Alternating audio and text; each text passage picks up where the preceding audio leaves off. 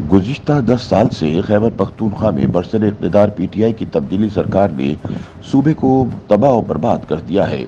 हुकूमती नाअहली की वजह से जहां अक्सरियती अवाम साफ पानी, सेहत और कुशादा रोड्स जैसी बुनियादी सहूलियात जिंदगी से महरूम है, वहीं खैबर पख्तूनख्वा पर कर्जों का बढ़ता हुआ हुजम हुकूमती नाअहली और करप्शन की अनसुनी दास्तान सुनाता नजर आता है। खैबर पख्तूनख्वा में बरसर इक़्तिदार पार्टी ने जब से पाए तख्त संभाला है, वो सूबे में कोई खातिर ख्वाह बड़ा मंसूबा शुरू करने में मुसलसल नाकाम है। कोई भी इस तरह का मंसूबा ज़ेरे तामीर नहीं जिससे सूबे को रेवेन्यू आए और लिए गए कर्ज में कमी का बाइस बने। बड़े प्रोजेक्ट न बनने के बावजूद भी सूबा मुसलसल कर्जों में डूबता नजर आता है। कर्ज के लिए गए पैसे कभी एक शौक तो कभी दूसरे में सर्फ हो रहे हैं। सरकारी दस्तावेजात के मुताबिक खैबर पख्तूनख्वा इस वक्त 632 अरब रुपए का मकरूज है, जिसमें 70% कर्जा पीटीआई हुकूमत ने लिया है।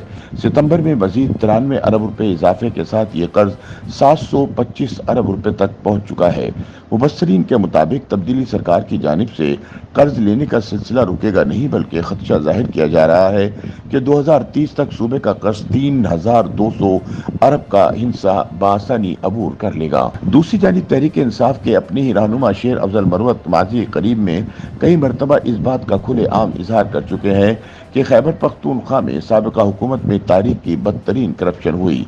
मौजूदा हुकूमत में शकील खान का इस्तीफा और करप्शन से मुतालिक बयानबाजी इस बात को मजबूत बुनियाद फराहम करती है कि सूबे में करप्शन हो रही है, जिसका सद्देबाब कम अज कम तहरीक इंसाफ के बस की बात नहीं। इसी तरह वजीर आला के भाई पर लगने वाले इल्जामात भी इस सिलसिले की एक कड़ी हैं। अब सवाल यह है कि इसका नतीजा क्या निकलेगा, सूबे को मुसलसल मकरूज करने के नताइज क्या निकलेंगे। इस हवाले से माशी माहिरीन का कहना है कि खैबर पख्तूनख्वा को जिस किस्म के चैलेंजेस का सामना है, उनके होते हुए सूबा तरक्की करेगा और न कर्ज लेने का सिलसिला रुकने का कोई इम्कान नजर आता है। सरमायाकारी से सूबे की मईशत को संभाला मिल सकता है, मगर हुकूमती नाअहली की वजह से सूबे में बदअमनी और गैर यकीनी सूरत हाल का राज है और सरमायाकार सूबे से भाग रहे हैं।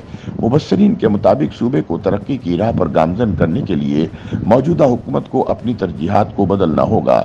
अगर वो सिर्फ बयानिए के जरिए हालत बदलने का सोच रहे हैं तो वो नामुमकिन है। इसके लिए अमली इक़दामात करना होंगे। ताहम अवाम की हालत इज़ार को बदलना सूबाई हुकूमत की तरजीहात में शामिल नहीं।